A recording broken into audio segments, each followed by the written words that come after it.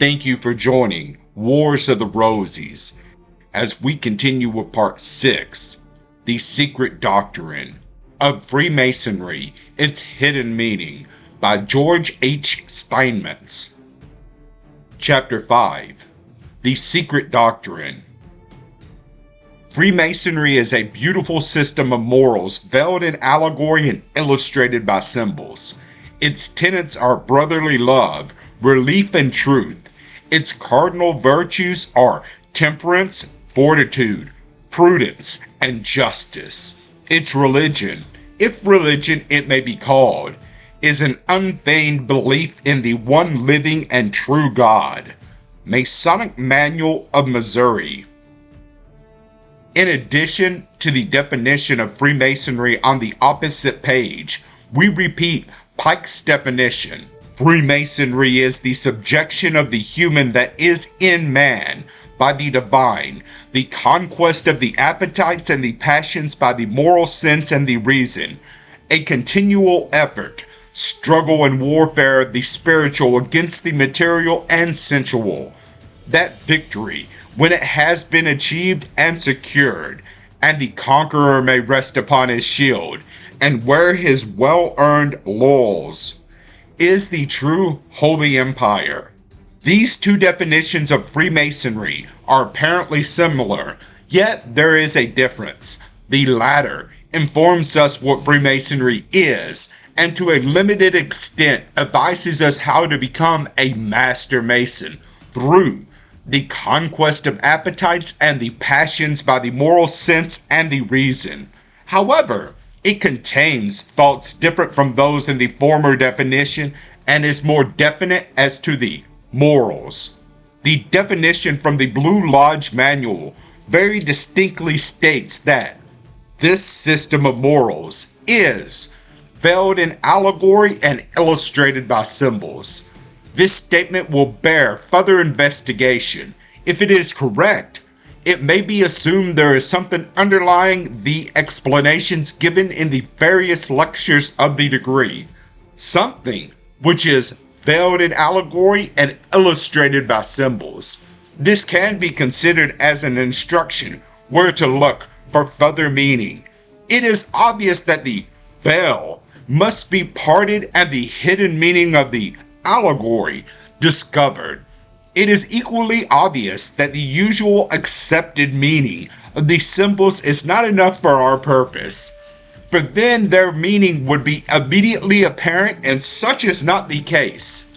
This system, which they illustrate, then must be illustrated by a more recondite interpretation of their meaning than is apparent on the surface to the casual observer. Analysis of the actual words in the quotation reveal a subtle significance, not ordinarily attributed to them. Morals. The common use is discrimination between right and wrong, chaste, just, ethical. This word of Latin origin literally means custom, but a shaded meaning states veiled by reason, logic, or probability. Allegory. Description of one thing under the image of another. A narrative in which a teaching is conveyed symbolically, presents a truth under the guise of fictitious narrative or description. Symbol. Something that stands for, represents, or recalls something else, not by exact resemblance, but by suggestion or associations in thought, especially an object that represents something abstract, as an idea, quality, or condition. If the definition of Freemasonry is reconstructed in the light of the words used in the previous definition, it will read, Freemasonry is a beautiful system of customs, or method of living, which, if followed, results in one's discrimination between right and wrong, being chaste, just, and ethical. This custom is verified by reason and logic. However, it presents a truth under the guise of fictitious narrative, and is in reality describing one thing under the image of another, using actual objects to represent abstract ideas. not by exact resemblance, but by suggestions or associations in thought. There is the answer. These symbols are not used in the commonly accepted meaning. It is not by exact resemblance. There is a more recondite interpretation. As we suspected, it is one of the suggestions or associations in thought. There is a secret doctrine in Freemasonry.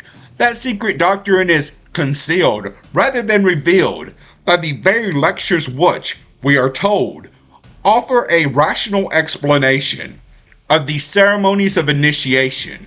If we were to accept these rational explanations as final and seek no further, Freemasonry would be a farce. We should find ourselves on a dead-end street from which it would be impossible to make any progress. Here it is necessary to digress, that we may lay the foundation for our superstructure, as any operative Mason would do, by inquiring into some of the actual history of Freemasonry to discover its beginning and evolution. Historically, we trace Freemasonry to a number of operative lodges in England. Extant records indicate that in the year 1717, 4 lodges in London established themselves under the denomination of a Grand Lodge, which they constructed at that time. One of the oldest documents containing a written record of operative Masonry is the Regius or Holywell manuscript, circa 1390. Many books have been written proposing various theories as to the origin of Freemasonry. The generally accepted theory is that our present lodges are the outgrowth of the operative lodges or guilds of the Middle Ages. There is no inclination to question the fact that our modern lodge, as an organization, owes its origin to these operative lodges. But what of its esoteric teaching? Are we to believe these craftsmen of the medieval guilds, most of whom were actually illiterate, conceived an entire philosophy such as Freemasonry, and then, with consummate cunning, concealed it beneath a complicated system of symbolism and allegory? For the rank and file, these symbols were used, if at all, for ethical analogies, and they were as ignorant to the underlying meaning as are most Freemasons of today. They but served the purpose of being the preservers of its mysteries. As the reincarnating soul is said to choose the body and environment best suited for its growth and evolution, so may it be that these operative lodges were chosen to form the body for the spiritual teachings of the secret doctrine. Let us investigate the term free as used in relation with Mason. Some authorities advance the theory that in ancient times, bondsmen could not join the operative guilds. Hence, a Mason was a free man and, perforce, a Freemason. Others attach significance to the word free in connection with the request for admission, it being of the applicant's free will and accord. Both theories find some support in the rituals of various grand jurisdictions. In some jurisdictions, the candidate recites his qualifications at the door of the lodge room as being of lawful age, freeborn, etc. Here is predicated the theory of being a free man. All ritual supports the theory of its being of the candidate's free will and accord. Enough theories have been advanced to fill volumes on the specific subject. Herein it is not possible to even comment on all of them.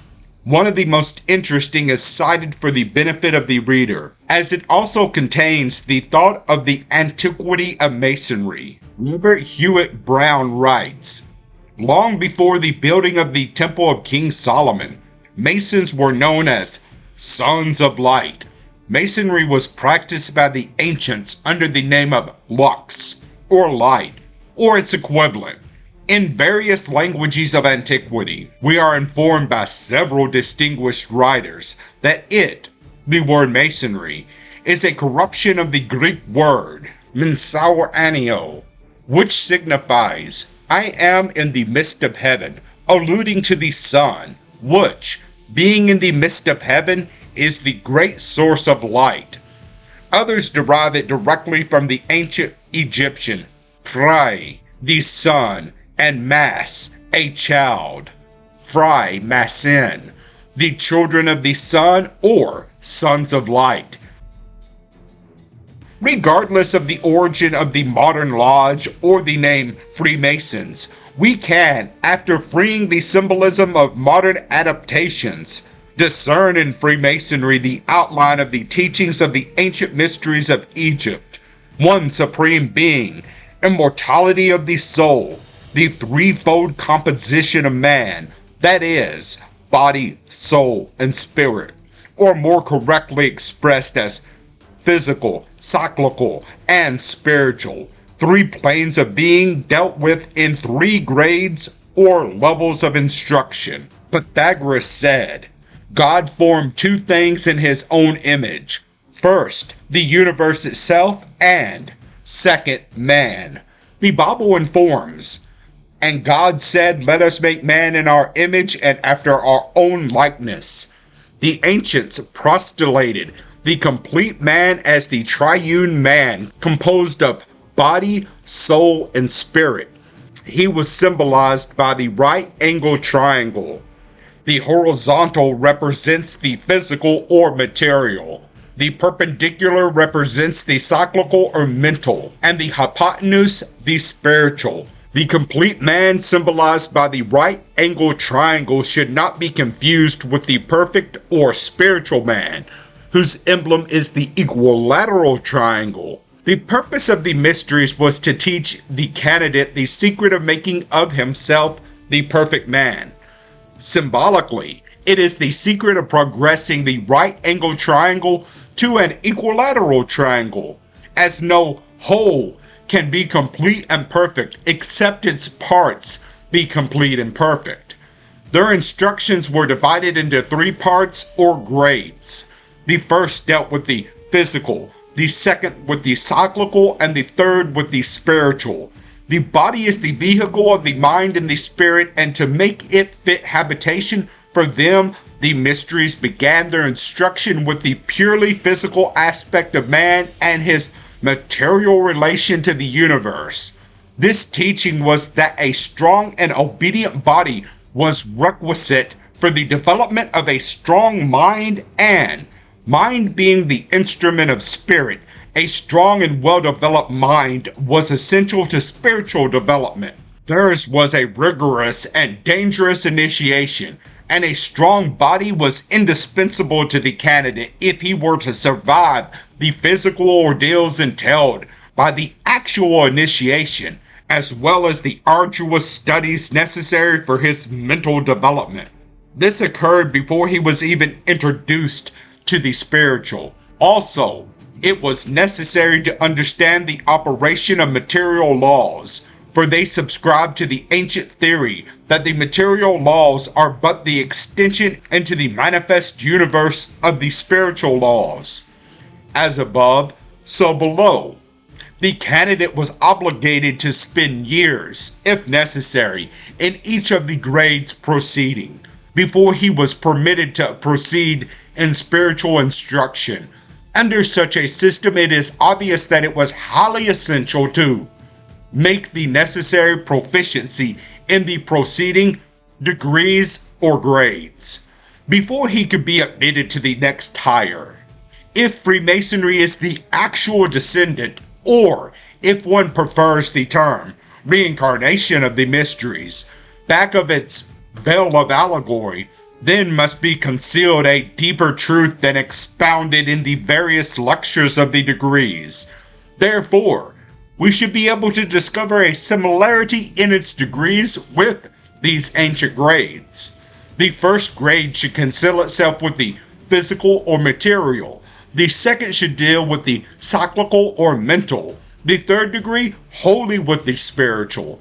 The ceremony of initiation in each degree should reveal a more recondite teaching than that which appears on the surface. It should be discovered that its symbology and allegory is as useful to conceal that teaching from those who do not seek it out as to reveal it to him who, of his own free will and accord, earnestly and prayerfully attempts to pierce the veil of mystery. If these symbols can be consistently interpreted in this manner throughout the 3 degrees, we have confirmed Freemasonry to be the reincarnation of the ancient mysteries of Egypt. We have rediscovered some part of the ancient teaching and have removed the veil of allegory from the great truth of the universe. Thank you for watching, and please don't forget to share, like, subscribe, and comment. And if you can, please consider donating to Wars of the Rosies. Links to PayPal and Patreon are in the description. Thank you so very much.